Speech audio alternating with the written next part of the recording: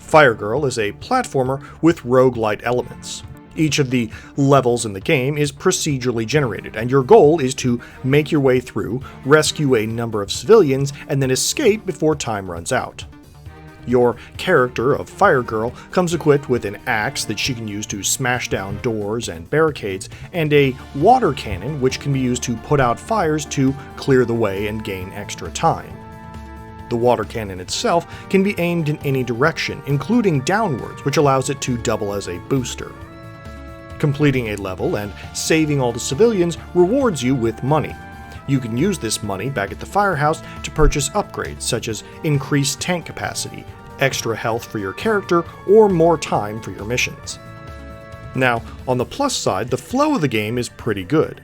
There's a variety of levels, each of which has different environmental challenges. The levels themselves can typically be completed in under 5 minutes, and even if you fail a mission, you always get some cash as a reward, so you're always making a little bit of progress.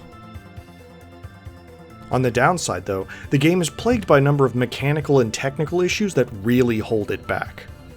The upgrade system in particular really frustrates the pacing of the game, because there are a number of equipment unlocks that are necessary to really play the game as intended.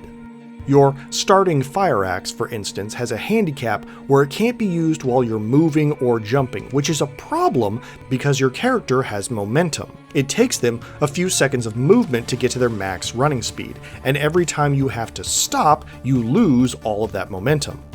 Then there's the dog upgrade, which again feels necessary because this upgrade allows you to know if there is a civilian in an area before you run past it, which is helpful because there's no minimap and you never know when a civilian might be hidden in the absolute corner of a level.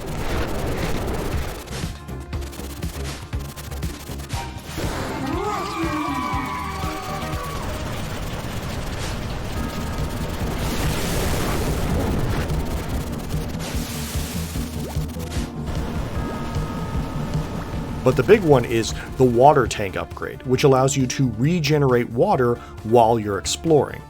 Before you get this upgrade, it's a 50-50 shot whether or not you can even complete some of the levels, because while some fires and fire monsters can be avoided, others have to be extinguished in order to pass.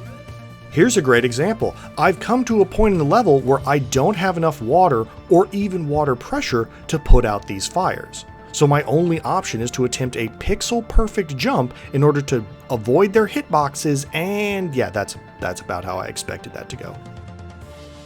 And remember, your water cannon doubles as your jump booster, so when you run out of water, you're also losing the ability to maneuver through a level.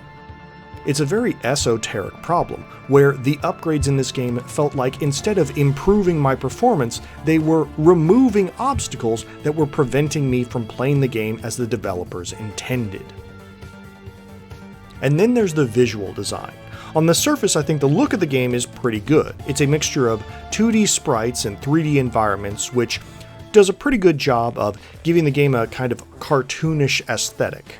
Unfortunately, when it comes to the level designs though, it's not doing you any favors. The levels in Firegirl are procedurally generated and designed around the concept of you having a jetpack at your disposal, which means that they often have a lot of verticality built in, which means that occasionally enemies and obstacles can be hidden at the top or bottom of the screen and you won't have any idea until they're already on top of you. Now the game tries to compensate by allowing you to tilt the camera up and down at will, but occasionally this is useless because certain level sections will have either floors or ceilings that completely obstruct your view regardless. And even when you're not jumping into certain doom, the game's procedural generation can also spawn enemies behind doors or foreground objects as well. The result is a lot of mismatched levels that do not make a good case for roguelike platforming. In the end, I would give Firegirl 2 out of 4 stars. The presentation is good, but the mechanics hold it back. If you're a dedicated fan of roguelikes, this might be enjoyable, but if you're looking for more reliable platforming, this isn't a good choice. Alright, well, thanks for listening. Till next time.